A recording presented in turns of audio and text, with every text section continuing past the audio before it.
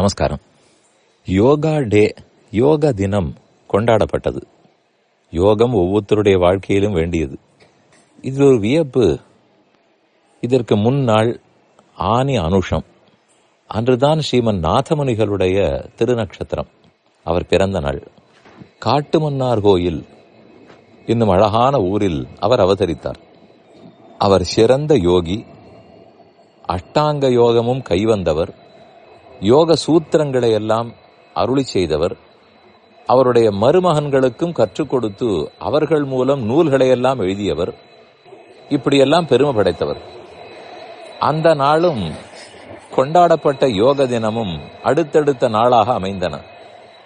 அஷ்டாங்க யோகம்னு சொல்லும்போது கடினம். யோகம் என்றாலே பதஞ்சலி என்ன சொல்லியிருக்கிறாரோ அதெல்லாம் நாம் கடைபிடிப்பது இந்த காலத்தில் நடக்குமா? இது கலியுகம் 2024. இப்போது போய் அதெல்லாம் சாத்தியமா என்று நினைப்பார்கள். ஒருபுறம் எல்லா யுகத்திலும் யோகம் உண்டு. அது கிருதயுகம் திரேதா யுகத்தில் கடினமாகவும் இருந்திருக்கலாம். ஆனால் யோக சூத்திரத்தை எழுதியவர்களெல்லாம் அது கலியுகத்துக்கும் பொருந்தும்படி எளிமையான முறைகளிலும் கூறியிருக்கிறார்கள். சுவாமி நம்மாழ்வாரே சிறந்த யோகி. அவர் என்ன அஷ்டாங்க யோகத்தையா கடைபிடித்தார்?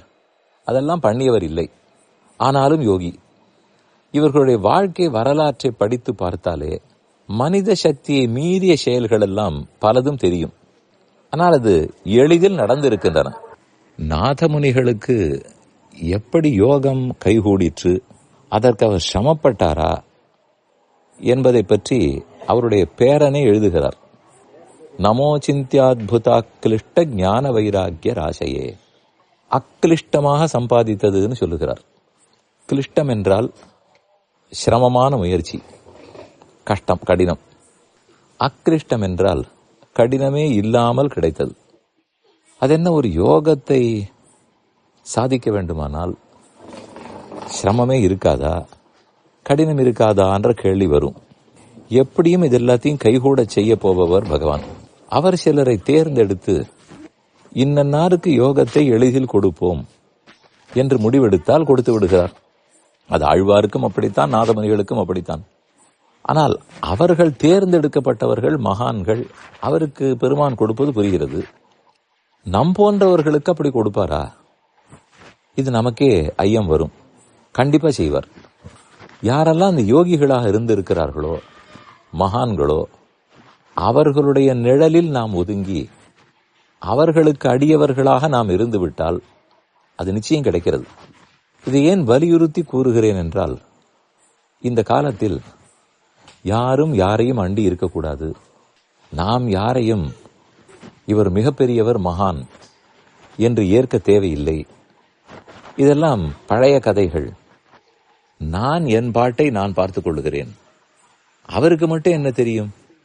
நானும் இன்டர்நெட்டை பார்த்து தெரிந்து கொள்ளுகிறேன். அவர் புத்தகத்தை பார்த்து படித்திருக்கிறார், அவ்வளவுதானே. அவரை விட நான் சீக்கிரம் கண்டுபிடிப்பேனே.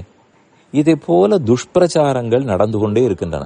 இவரை போன்ற யோகிகள், மகான்கள், இவர்களுடைய நாள் என்ன, நட்சத்திரம் என்ற, பிறந்த தினம் என்ன, இதை தெரிந்து கொண்டு அவர்கள் பிறந்த ஊர் அல்லது அருகே இருக்கும் அவர்களுடைய கோவில், அதை போன்ற இடங்களுக்கு சென்று வணங்கினோம் என்றால் கண்டிப்பா அவர்கள் அருள் கிடைக்கும். அவர்கள் அருள் கிட்ட வேணுங்கிற விருப்பம் இருக்க வேண்டும். அவர்களை பற்றின சிறப்பும் திறந்திருக்க வேண்டும்.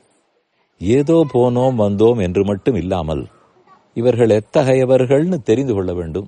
ஒவ்வொருத்தருக்கும் ஒவ்வொரு சிறப்பு. அதனால்தான் அன்றிலிருந்து இருக்கிற யோகிகள் அவர்களுடைய அருளை பெற்று அதன் மூலம் எளிதில் யோகம் பழகிக் கொள்ளலாம். ஆனால் அதற்கு என்ன தடங்கள் வரும்? எதுவாக இருந்தாலும் நானாக முயற்சி எடுத்து கற்க வேண்டும். அடுத்தவனுடைய அருள் தேவையில்லை. இதை நினைத்துக் கொள்ளவே கூடாது. அது ஏதோ நாம் போடுகிற கணக்கு பாடமோ அறிவியல் பாடமோ நாம படிக்கலாம். அதுவே வாத்தியார் மூலம்தான் படிக்க வேண்டும். அது தாண்டி யோகம், சாஸ்திரம், இதெல்லாம் சாஸ்திரங்களில் சொல்லப்பட்டவை.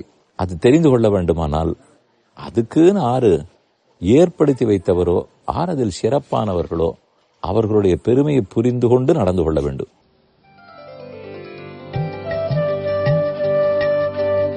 இந்த என் பணி ஆடியோவை உங்களுக்காக வழங்கியவர் வேலுக்குடி ஸ்ரீ கிருஷ்ணன் சுவாமி.